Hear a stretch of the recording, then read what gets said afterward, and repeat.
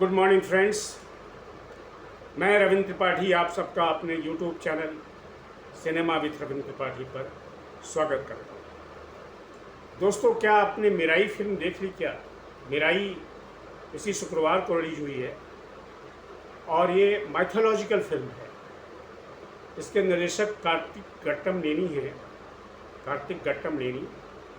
ये इधर हाल के वर्षों में माइथोलॉजिकल फिल्म बनाने के लिए काफ़ी मशहूर हुए हैं और ये भी अच्छी फिल्म है। इसके अच्छा रिसेप्शन है, अच्छी कमाई कर रही है। और ये फिल्म जो है कोई एक कहानी नहीं, इसमें कई कहानियाँ मिलाई गई हैं।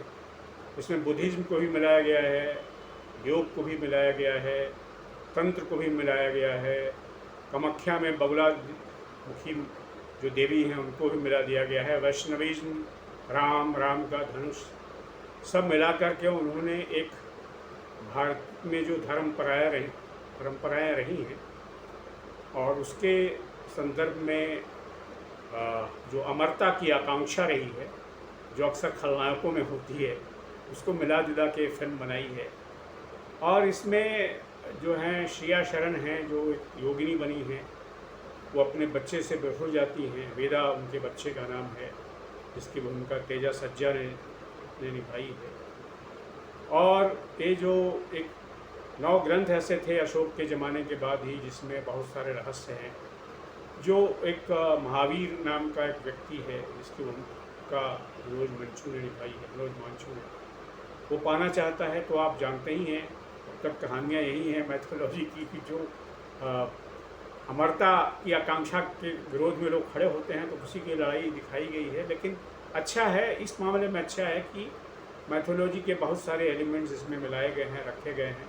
तो जो लोग मैथोलॉजी पसंद करते हैं, और ऐसे लोगों की संख्या आजकल बढ़ रही है, तो उनको ये अच्छी लगेगी। लेकिन इतना कह देने के बाद और इतना कह देने के बावजूद मैं ये भी कहूँगा कि अलग ढंग से भी इस पर सोचने की ज़रूरत है।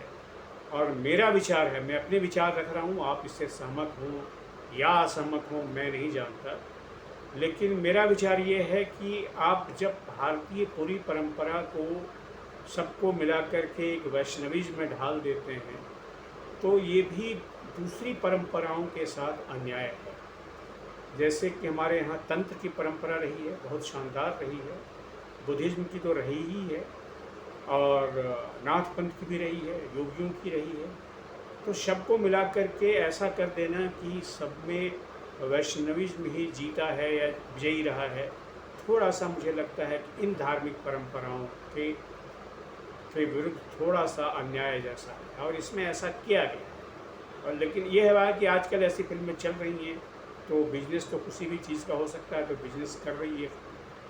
लेकिन ये जानना चाहिए कि भारत में तंत्र भी एक बहुत बड़ी परंपरा रही है और उसके बड़े साधक हुए हैं, बड़ी मान्यता रही है। आजकल तो बहुत सारे जाली तांत्रिक हो गए हैं, बंगाली तांत्रिक के नाम पर जाली तांत्रिक ही मशहूर हैं, वो तांत्रिक होते नहीं हैं। लेकिन तंत्र की जो फिलॉसफी है बहुत बड़ी है। उसी तरह योग की जो फिलॉसफी है, योग का जो दर्शन है, वो बहुत बड़ा है। तो चमत्कार नहीं होता। तंत्र को मान लेते हैं लोग चमत्कार है, नहीं, चमत्कार नहीं होता। तंत्र एक साधना है। योग को भी मान लेते हैं कि योग के बल पर आप चमत्कार कर देते हैं, नहीं, वो भी एक साधना है। तो आप सारी परंपराओं को इसमें मिला देते हैं, बुद्धिज़्म को भी मिला देते हैं। बुद्धिज़्म की भी बड़ी परंपराएं हैं। और देखिए, कोई चीज़ गायब नहीं होती है, समाज में वो रहती है, उसकी धाराएँ रहती हैं।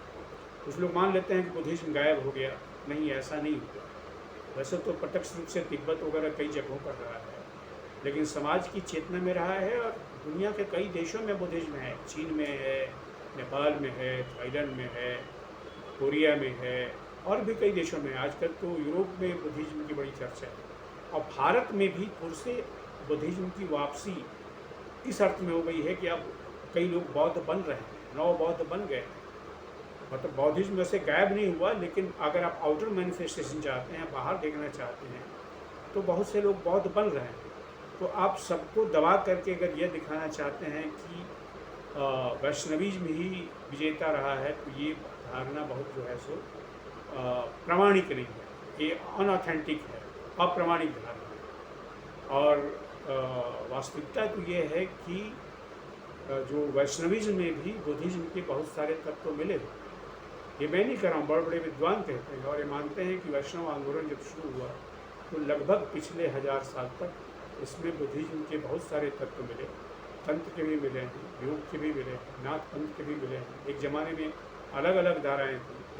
तो आज सबको अगर आप वैष्णविज्म में या वैष्णव परंपरा में अंतर्भुक्त करके दिखाना चाहते हैं तो मुझे लगता है कि ये धार्मिक परंपरा के विशेषण के हिसाब से प्रामाणिक नहीं है। मैं इसको प्रामाणिक कम से कम नहीं मानता। और जब मैं इस फिल्म को मैंने देखा, जो कि फिर मैं कह दूं कि एक मैथोलॉजिकल फिल्म के बहाने या एक कमर्शियल फिल्म के बहाने, ये कमर्शियल सक्सेस है, लेकिन इसके आधार पर अगर कोई ये फैसला करना चाहे, कोई जजमेंट ये करना चाहे कि सिर्फ वैष्णव परंपरा ही सभी परंपराओं को हरा करके जीती है, ये मुझे लगता है कि जो है सो उन धर्मों के साथ, उन परंपराओं के साथ, उन दृष्टियों के साथ भी अन्याय है जो हमारे समाज की धरोहर है। तंत्र भी एक धरोहर है, योग भी एक धरोहर है, योग दर्शन एक धरोहर है, बुद्धिज्म भी एक धरोहर है। बुद्धिज्म की भी कई धाराएं रही हैं, महायान रही हैं, हीनयान रही हैं,